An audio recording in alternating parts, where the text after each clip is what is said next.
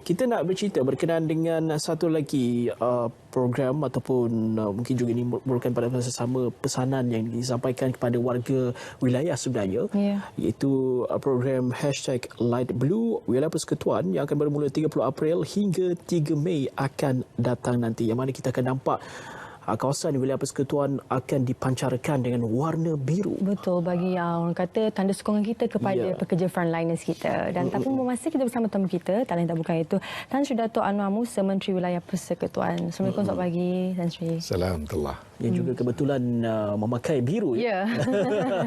Awal-awal lagi.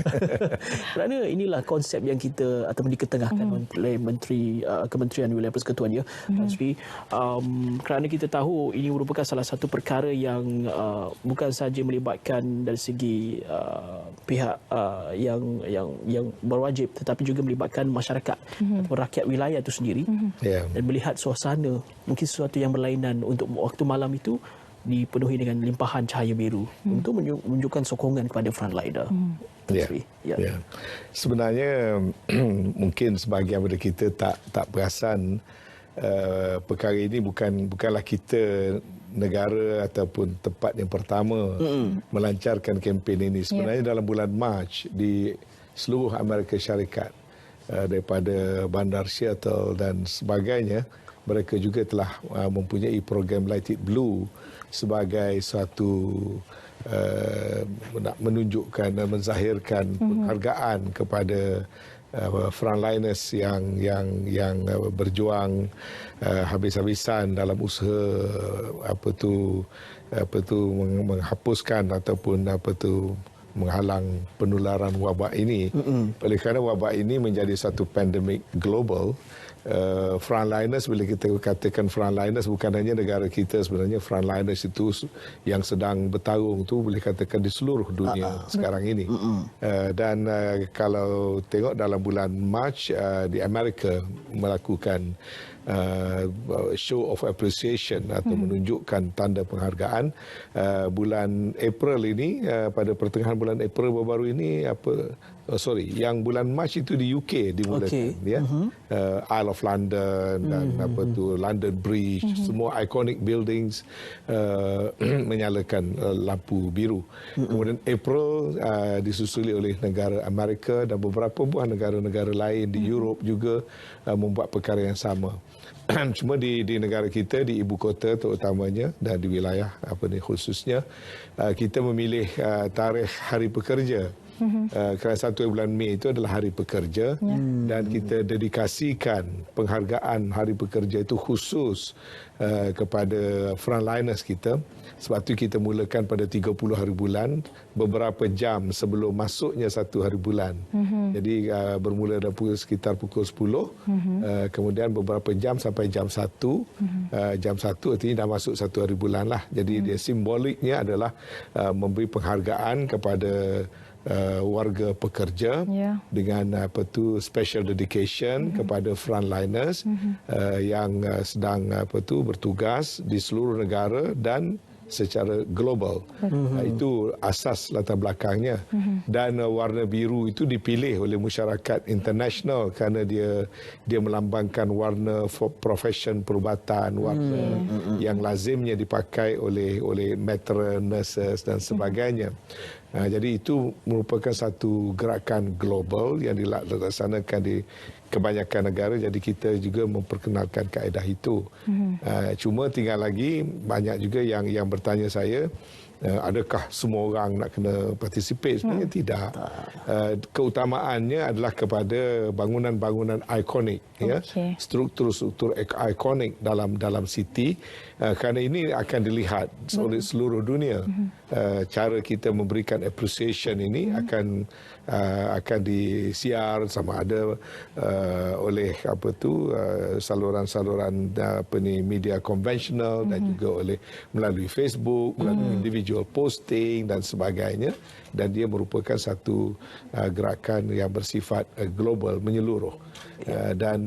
Tetapi dalam apa yang kita maksudkan itu, dia mesti didahulukan oleh pemilik-pemilik bangunan-bangunan ikonik, struktur-struktur ikonik yang memberikan impak yang besar dalam nak menzahirkan satu perasaan penghargaan rakyat dan masyarakat kepada frontliners. Ini hanya satu daripada cara kita tahu bagaimana negara kita, baik dari segi kerajaan, baik dari segi rakyat, sentiasa menunjukkan rasa penghargaan yang sangat tinggi dan sangat memahami apa yang sedang dilalui oleh frontliners, ya, dari segi risikonya, dari segi suasana bekerjanya, dan juga dari segi bagaimana mereka terpaksa berhadapan dengan satu situasi yang barangkali belum pernah mereka hadapi sepanjang profesion mereka. Kerana ini adalah satu situasi yang luar biasa. Jadi eloklah selain daripada secara individu masing-masing menyatakan rasa terima kasih,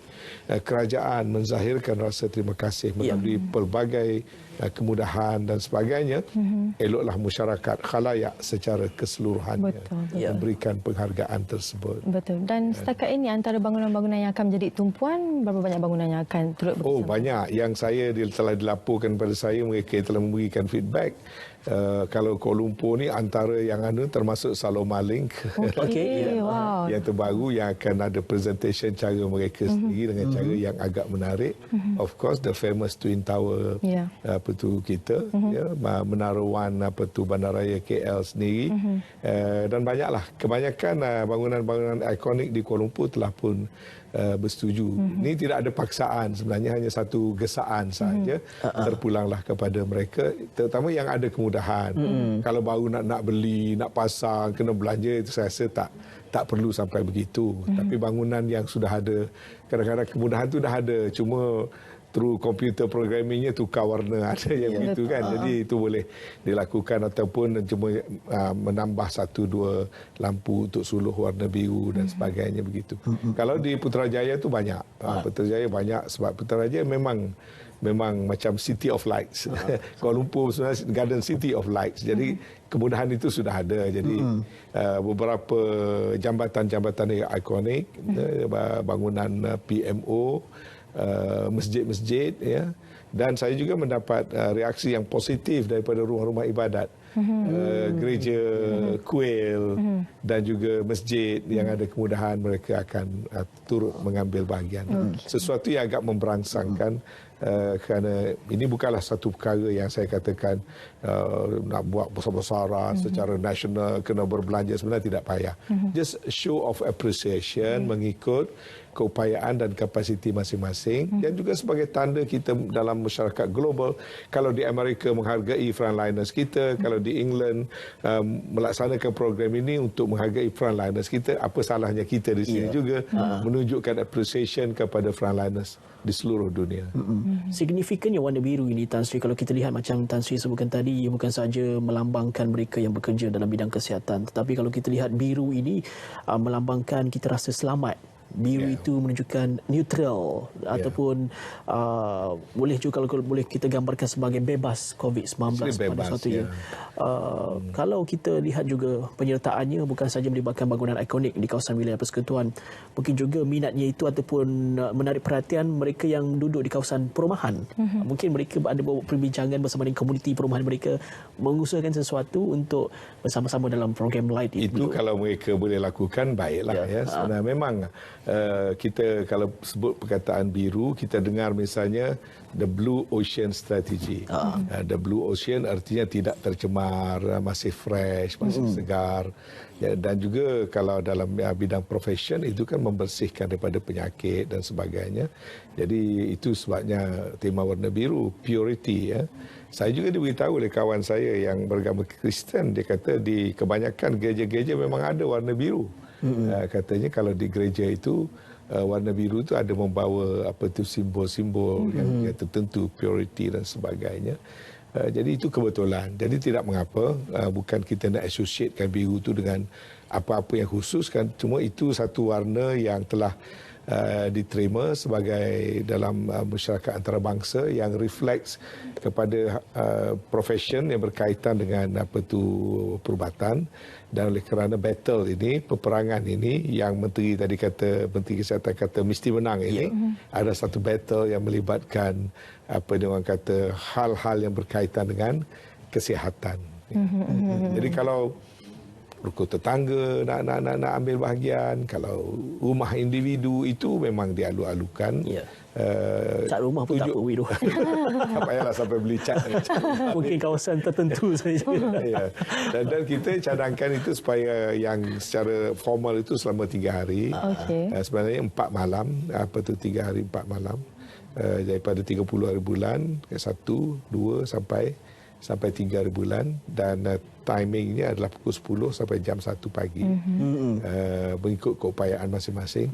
Ya, sebab bil elektrik kena bayar masing-masing. Betul. Tapi kalau mereka ingin teruskan hingga tamatnya PKP pun boleh juga. Sebenarnya kalau kita tengok di London sampai sekarang pun, Eye of London masih terus pasang lampu biru dia sepanjang panjang. Kalau di Seattle, banyak bangunan ikonik di Seattle dan menara Seattle dan sebagainya, mereka terus memasang lampu biru sepanjang-panjangnya.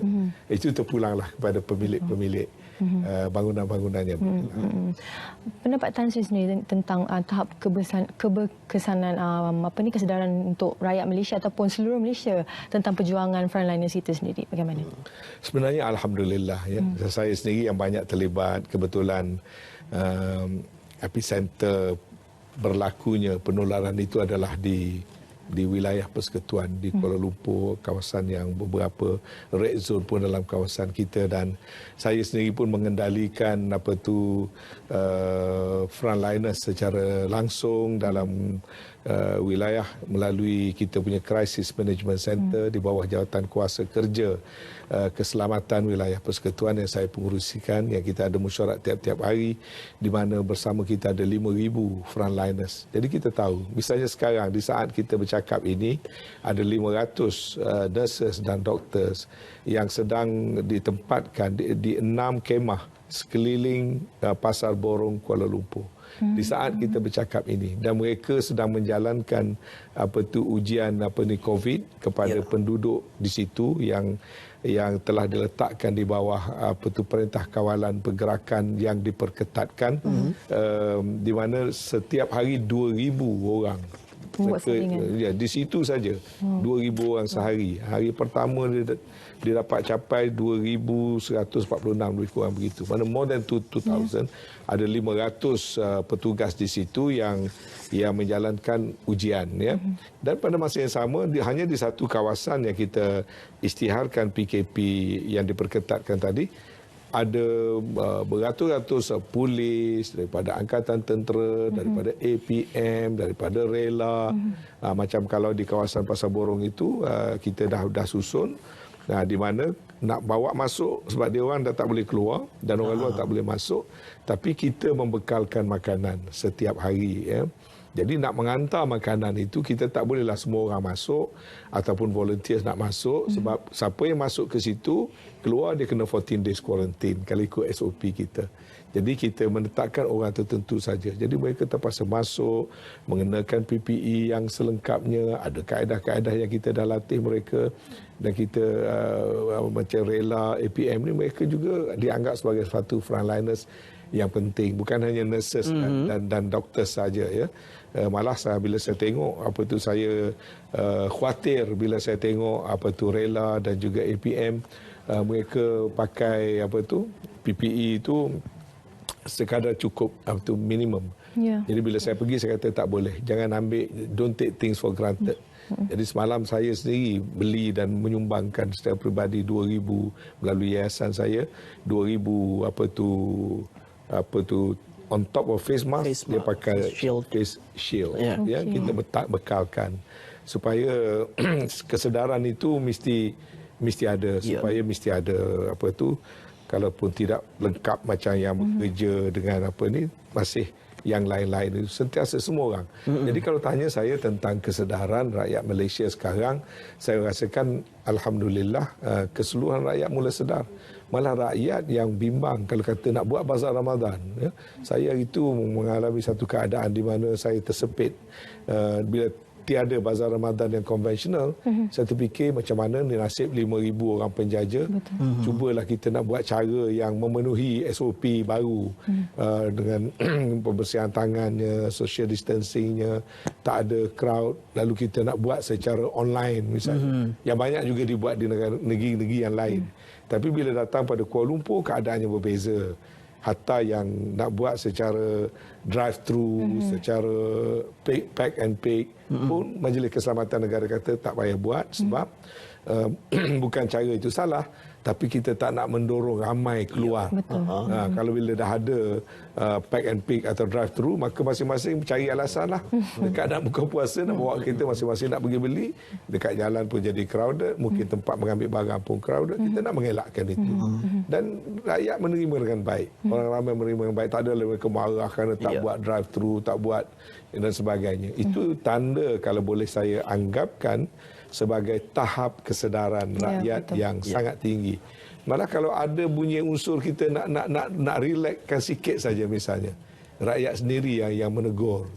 Bukan di setengah tempat kita nak kena meyakinkan rakyat. Rakyat tu nak langgar peraturan, nak longgarkan dan sebagainya. Jadi saya fikir ini satu perkembangan yang baik kerana kita mesti menerima hakikat sama ada semasa PKP ataupun selepas PKP, kehidupan kita jangan kita bayangkan kita akan back to normal dalam masa yang pendek. Betul. Apa yang akan berlaku selepas PKP pun kena buat persiapan. Kita akan hanya kembali kepada separa normal. Ya, maknanya kalaupun tak ada PKP nanti, kena buat mental preparation sekarang lagi. Kalau nak naik bas berasa asap bersesak-sesak, sudah tidak boleh. Nak duduk dalam restoran rapat-rapat ramai-ramai sebenarnya sudah tidak boleh.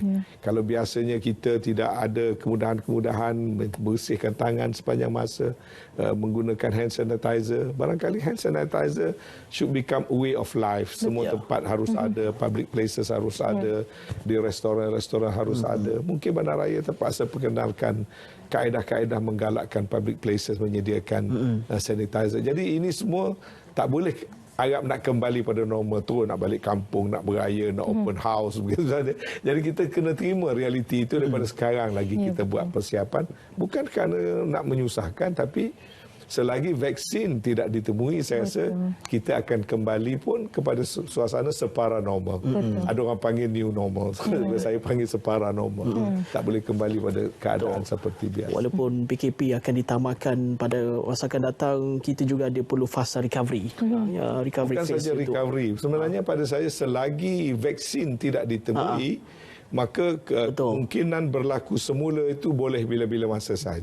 Dia tidak ada satu peringkat okey kita declare kita dah menang. Betul. Kemenangan mutlak itu pada saya setelah ditemui vaksin yang boleh memastikan penularan itu tak berlaku.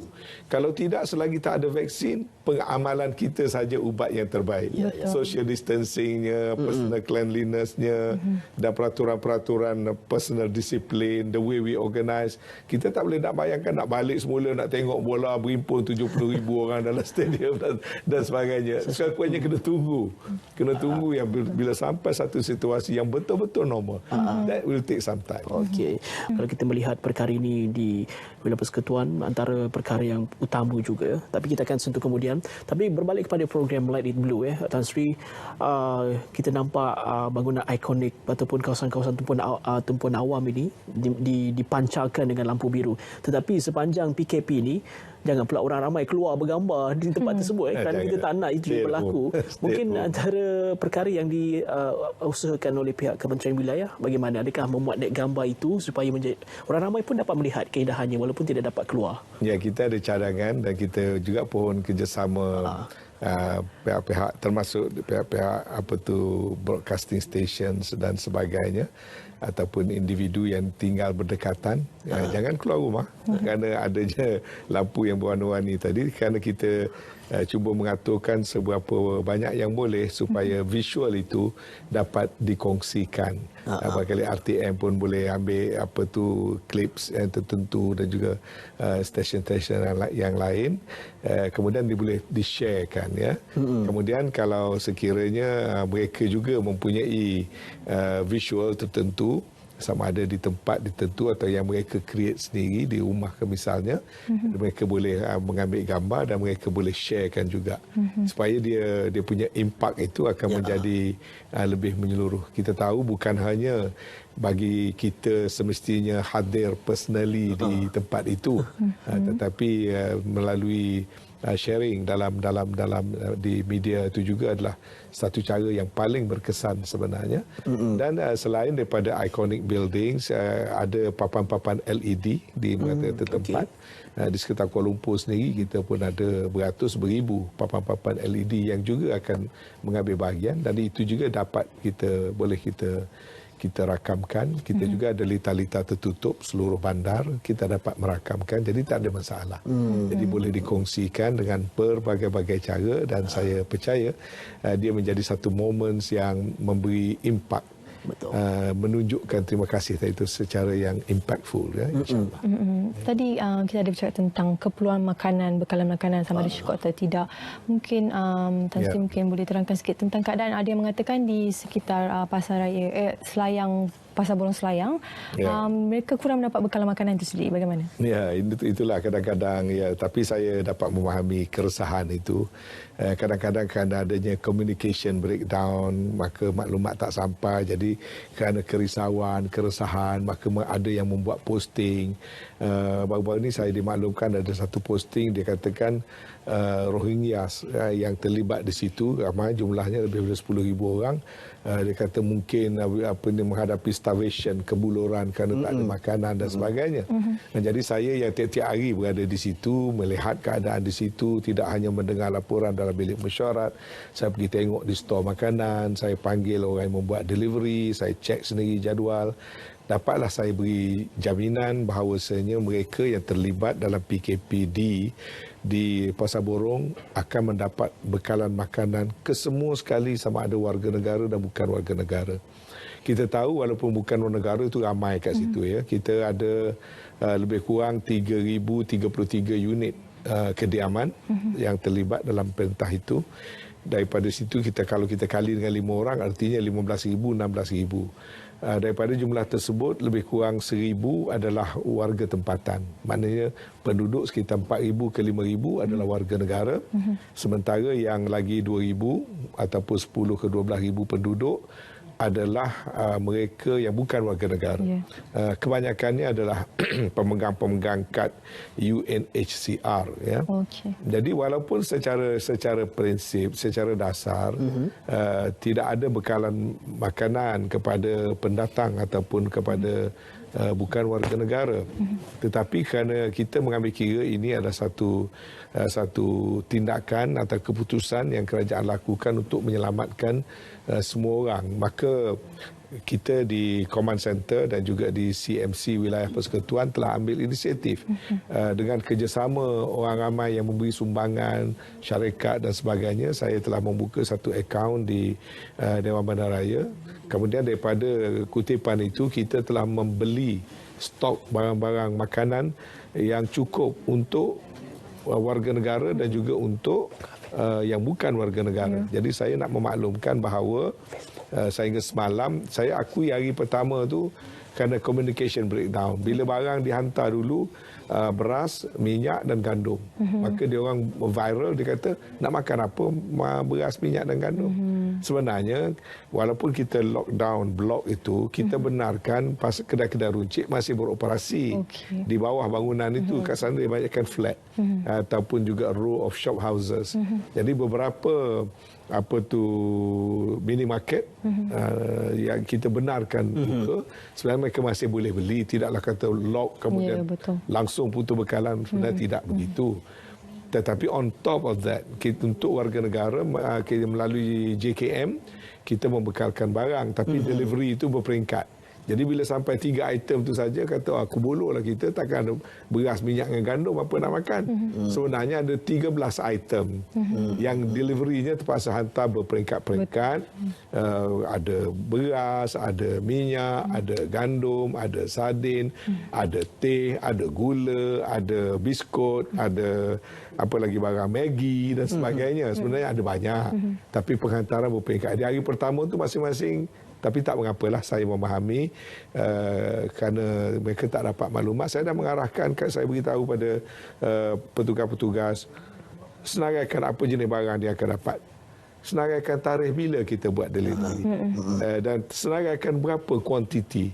Supaya dia duduk di rumah, dia tahu, okay, this is the minimum jumlah barang dia akan dapat. Jadi dia boleh merancang sendiri.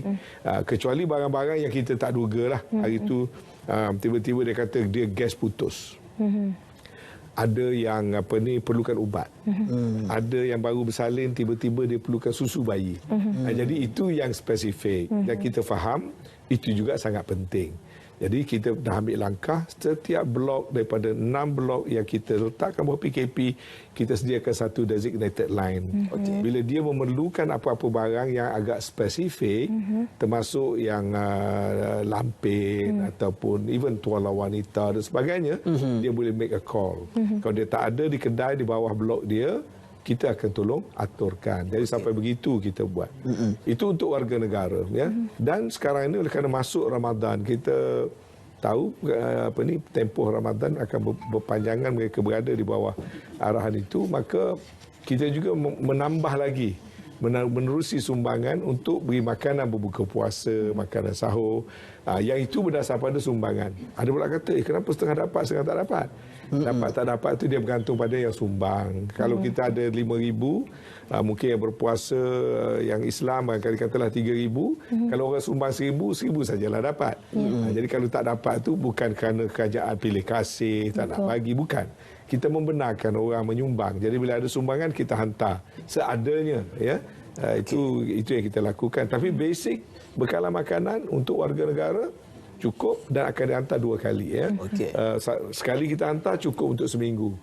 Dan kita hantar lagi sekali cukup minggu yang kedua. Malah semalam saya telah memastikan kita stok makanan sekarang ni untuk kalau sekiranya disambung 2 minggu lagi, kita tak nak bersiap last minute. Kemudian untuk bukan warga negara, walaupun bukan satu kewajipan kita memberikan bekalan, kita juga memutuskan untuk basic, ya, macam beras, gandum, minyak, itu kita berikan kepada semua. Dan juga sedikit bekalan lauk dalam bentuk sama ada canned food ataupun sardin, kita berikan juga kepada yang bukan warga negara. Dan jangan bimbang, saya sediakan satu store yang besar di berdekatan dengan situ. Kita dah stokkan makanan yang cukup untuk semua orang. Jadi semua 15,000 orang yang terlibat atas inisiatif yang kita lakukan akan mendapat bekalan. Bekalan asas yang cukup. Dan mereka masih boleh membeli cara biasa kerana pasar-pasar kecil, pasar mini dan juga kedai runcit di blok masing-masing memang dibuka untuk mereka mendapatkan bekalan. Baik, Tan Sri, itu jaminan yang diberikan oleh pihak berkuasa juga dalam kita memastikan bahawa bekalan itu mencukupi khususnya kawasan yang diisytiharkan sebagai PKPD, ya. Jadi jangan risau, jangan panik kerana ini juga merupakan salah satu perkara yang terus diberikan keutamaan, tumpuan juga oleh pihak berkuasa. Baik, terima kasih Tan Sri untuk kesempatan dan juga ruangnya pada waktu ini. Selamat berpuasa kita ucapkan. Dan sekali lagi untuk anda yang ingin menyertai khususnya warga wilayah berkenaan dengan kempen atau program Light in Blue, boleh tengok di laman Facebook Kementerian Wilayah Persekutuan. Walaupun berlangsung program ini pada 30 April nanti, tapi dah ramai dah yang buat naik video, gambar dan sebagainya di Facebook Kementerian Wilayah Persekutuan untuk menyokong bersama-sama program ini dan memberikan penghargaan kepada barisan hadapan.